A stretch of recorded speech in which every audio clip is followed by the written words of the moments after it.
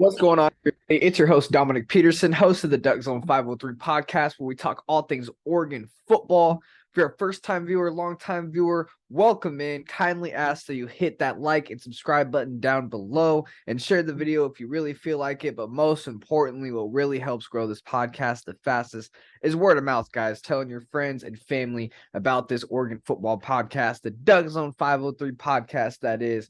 Welcome on in. So we got some breaking news to cover that happened on yesterday. Transfer portal is alive. We had a commit from the transfer portal to the Ducks, defensive commit from the SEC. Man, big time commit. Dan Lanning is building this defense up. And then he also went out and visited some 2023 recruits that we got to talk about on this podcast. So let's get into it. Without a doubt, let's talk about it. So the Oregon Ducks land another SEC defender through the transfer portal by landing former Ole Miss safety Tysheem Johnson. Tysheem Johnson announced his commitment Wednesday afternoon. He visited Oregon and Miami this last week.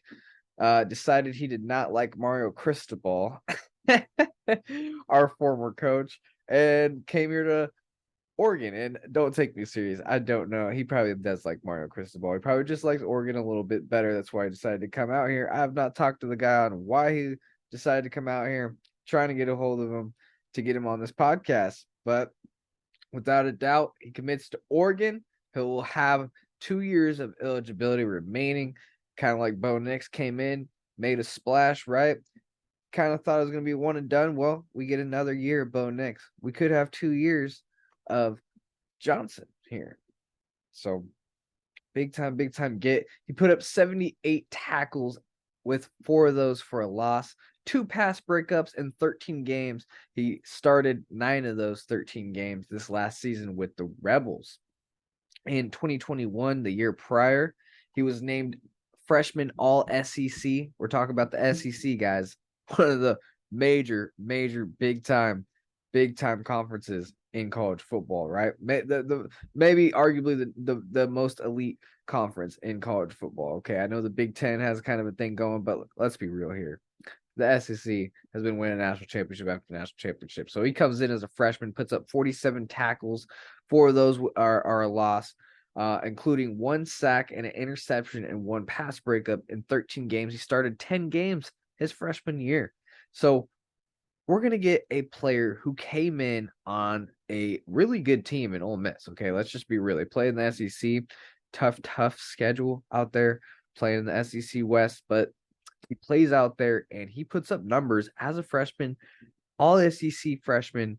Major get for Oregon here, no doubt, in a position of need. Safety, that backfield, that defensive backfield, right? Major need. And he could play corner.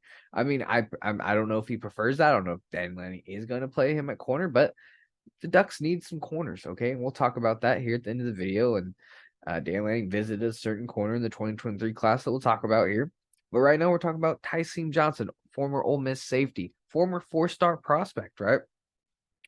He was a former 4-star prospect in the 2021 class. He ranked 270th nationally, number 17th among safeties. 5'10", 200 pounds, pretty good size. I mean, he's not the biggest safety out there. That's what I'm saying. You probably use him at corner as well. He is the 9th FBS transfer addition to the Ducks this offseason. He joins receivers Trayshawn Holden, who came from Alabama, Tez Johnson, who came from Troy, safety Evan Williams from Fresno State, edge rusher Jordan Birch from South Carolina, cornerback Kyrie Jackson came from Alabama, offensive lineman Junior Angelau from Texas, offensive lineman Johnny Cornelius, who came from Rhode Island. He's an FCS transfer, by the way. Linebacker Justin Jacobs from Iowa and Connor Sewell from Arizona State. So that makes 9 FBS transferred plus 1 FCS transfer with a Johnny Cornelius. The addition of Johnson gives Oregon a total of 92 projected scholarship players going into 2023. Oregon's going to have to cut that number down to a total of 85. So 7 guys are going to have to go. Transfer portal is going to open sometime in March, I'm pretty sure. So after spring ball is wrapped up or during spring ball, sometime around there, transfer portal is going to open up again. They'll give Oregon and Dan Lanning and the staff the opportunity to sit down with select amount of players and just let them know, hey, probably not going to play here. Probably best if you go ahead and enter that portal, cut that number down to 85, and we're all good. So big time get Tysheem Johnson. I do think he's going to compete for a starting spot. I do think you can definitely be used at corner. Okay. The Ducks are thin at corner. All right. They have Christian Gonzalez leaving for the NFL, who was a top corner, came from Colorado, right? A transfer from Colorado, and did his thing here at Oregon. And now look, he's going to be a top first round, maybe possibly could fall the second round, but I see him going to the first round. Christian Gonzalez is going to be an excellent player in the NFL. And he did his thing here at Oregon. Now you bring in another transfer, right? Another one from Kyrie Jackson from Alabama, but now you just get Tysheem Johnson, another proven player who came in freshman year competing against the best of the best in the SEC and put up numbers. I mean, now you bring him here at Oregon. What do you think he's going to do here at Oregon? I mean, this guy's gonna kill it, and he has the film on the tape. He's a proven player. This guy's going to be playing on your defense, and I think that's what the transfer portal is. I think you have your recruiting now. Okay, you got to recruit. Okay, you got to have your players where it's kind of like a lottery. Okay, you might hit or miss with some of these players, right? Coming from the recruiting, it's kind of like a lottery. Like, will I get the star player or will I not? Yeah, they got the 4-star, 5-star next to their name, but you really don't know. I mean, we've seen it with a lot of these players from the 2019 class, the Mario Cristobal class. A lot of these players are transferred out, and a lot of these players are gone, right? And you never know. With these transfer portal guys, though, you got literally legitimately plug and play players. It's kind of like free agency. I mean, these guys have college football tape on the film, and they're proven.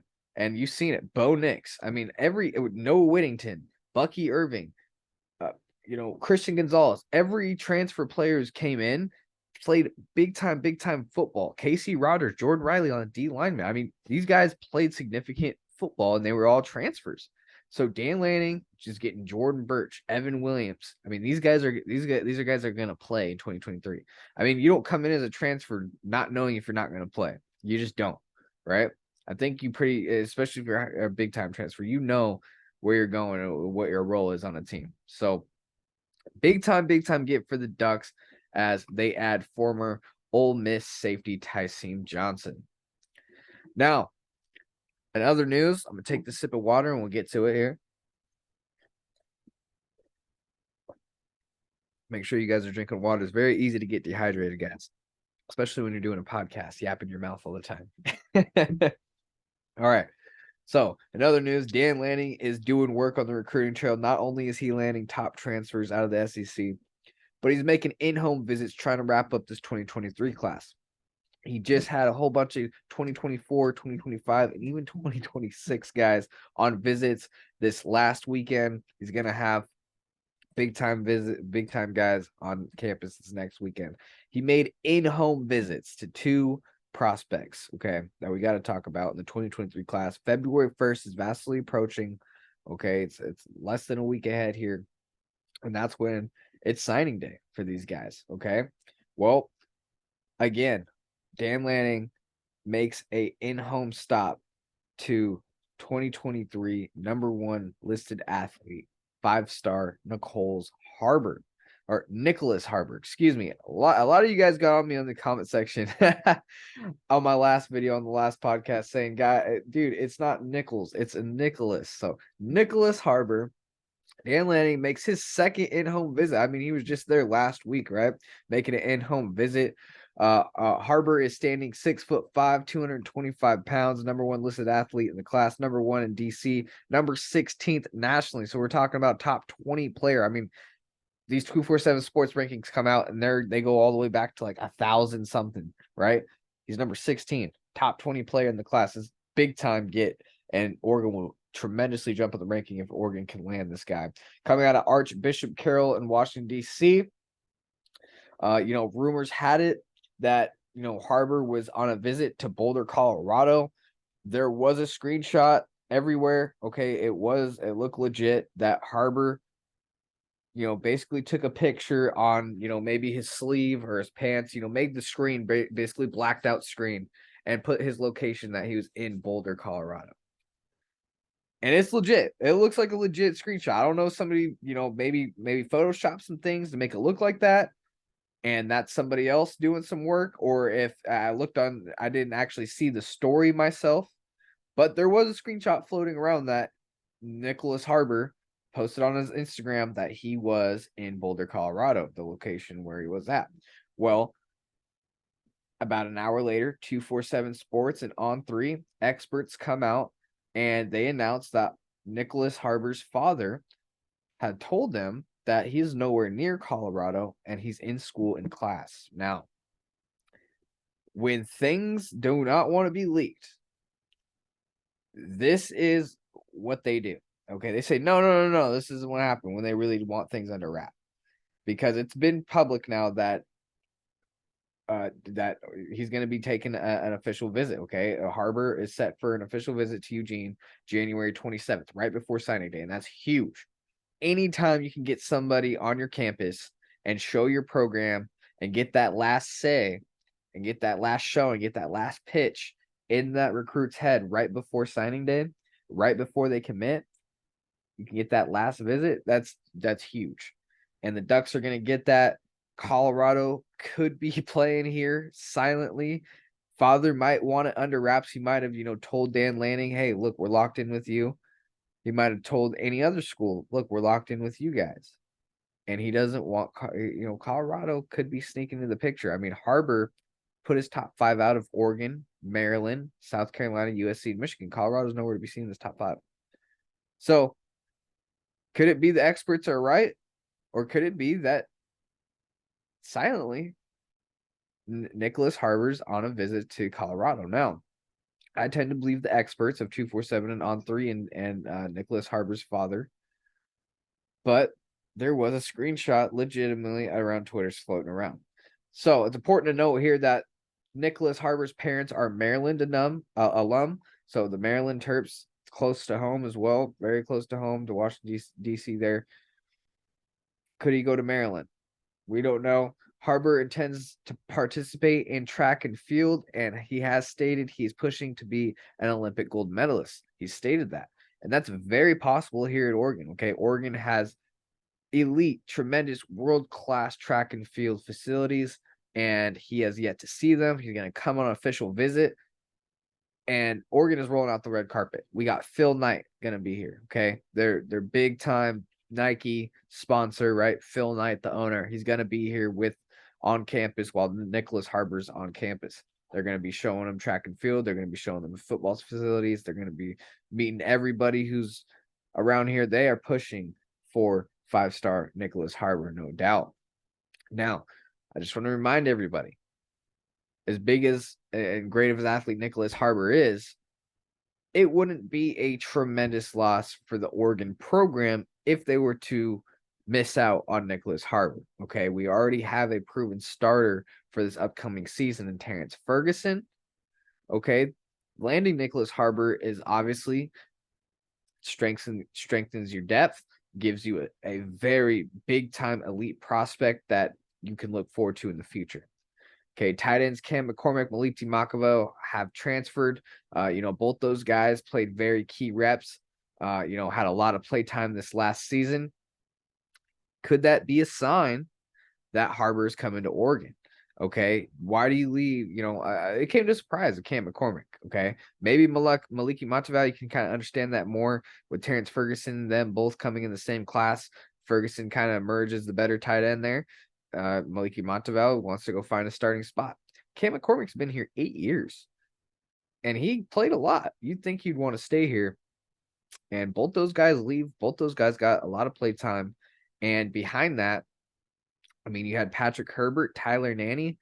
Both those guys have not had really significant play time. So bringing in Harbor, he's going to get a lot of play time. That could be a big time pitch. Behind Terrence Ferguson. And then you got Kenyon Sadiq, right? You got Kenyon Sadiq there. And my concern is, though, as talented as Kenyon Sadiq is, everybody's excited to see that guy, 4-star athlete. 5-star, if you're able to bring in Harbor, you got Terrence Ferguson. That's a very, very talented tight end room. But still, those are two young guys that have not played a snap of college football. Then you got Terrence Ferguson. Terrence Ferguson goes down. We're relying on two freshmen. I still think there is a spot open where you could bring a experienced tight end through the transfer portal. Problem with that is you look at the transfer portal and who's out there. Not a lot of great quality tight ends, I got to tell you. You're not really seeing the stars of the transfer portal you're really seeing last year, like Caleb Williams to USC, right? You're seeing quality players out there, but not really the big-time names that you've seen last year in the transfer portal. But there were a lot of names. I mean, we're talking 1,000 players in the first day of the transfer portal. So, yeah. But never the doubt, Nicholas Harbor would obviously be a tremendous get. And Dan Lanning is pushing hard on a second home visit this last week. He went in on another week on a home visit to Nicholas Harbor.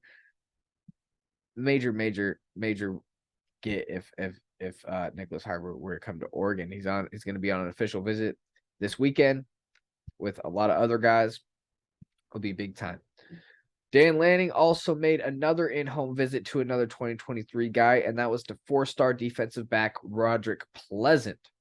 247 Sports got Roderick Pleasant as the number 10 defensive back in the 2023 class, number 7th in California, and he's the number 88th player nationally. So, again, high 4-star here. Number 88th nationally, I mean, that's borderline 5-star. Top 10 in his position, defensive back. Another opportunity to bring in talent to this defensive backfield and keep building onto this 2023 class right before it wraps up. If you were to land Nicholas Harbor and Roderick Pleasant, these two guys, I mean, that would be absolutely huge and launch Oregon's recruiting class into the top 10 easily. Roderick Pleasant has a top 5 of Boston College, UCLA, Oregon, Cal, and USC. He's out there in California. Like I said, top defensive back. Christian Gonzalez is headed to the draft. You bring in Alabama transfer defensive back Kyrie Jackson to kind of replace that. And then what else do you got, right? You got Triquez Bridges. And then after that, I like Triquez Bridges. He was pretty solid. He wasn't a star. He was solid. And then what do you got? You got upcoming freshman, now sophomore, I guess, Jaleel Florence. Maybe Jaleel Tucker at the other DB spot. I mean, that's not a real deep defensive back room, really. I mean, you got safeties that can come in. And like I said, maybe Tysheem Johnson can come in and play some defensive back as well. But if you're able to land another young, talented kid like Roderick Pleasant, that just adds to the depth and talent to the room. I mean, that would be absolutely huge and a big-time get for this defensive back room and keep building quality pieces to that room. Trust me, we need it. I mean, we've seen it last year. Oregon was getting beat all over the field. Now ended up eventually lost to the Huskies because we just couldn't defend the pass, right? Sadly, if you look at all that, what the experts are saying about Roderick Pleasant, UCLA seems to be the apparent favorite, but Dan Lanning, okay, never doubt Dan Lanning and the staff. They look to be making a late push here. They went to an in-home visit to Roderick Pleasant, and they're making a late push for that February 1st signing day. So big time recruits to be watching. Oregon lands another big-time transfer in the transfer portal. They're going to need to clear up some scholarship numbers, but they'll be able to do that before the fall. They'll have plenty of time to get that sorted out. And, man, Dan Lanning just keeps building. I think this defense is getting deeper with depth. They're getting more talented. And I'm just excited to see, the Mario Cristobal players are kind of headed out. And I think by the time the season starts, we're going to be seeing about 80 to 90% of this roster being Dan Lanning's guys, as in 80 to 90% of these guys are all Dan Lanning guys that he recruited here to Oregon. I mean, this first year he was working with the majority of Mario Cristobal's guys, and he still got 10 wins with his system. And not all those players fit with his system, but now he's going to get his guys, and I'm excited to see what he can do. And we don't play Georgia in game 1, so hopefully maybe we can get an undefeated season. Who knows? We got a lot of things to improve, and Tysheem Johnson is going to really improve that thing. Nicholas Harbor can come in and really improve some things, and Roderick Pleasant is going to be one to watch all on February 1st. So really appreciate you guys for locking in. Once again, I kindly ask, like, subscribe, hit those buttons down below, share the video if you really want to, and most importantly, tell your friends and family about the podcast, the Duck Zone 503 podcast, where we talk all things Oregon football. I'm your host, Dominic Peterson. As always, guys, go Ducks. I'll see you in the next podcast.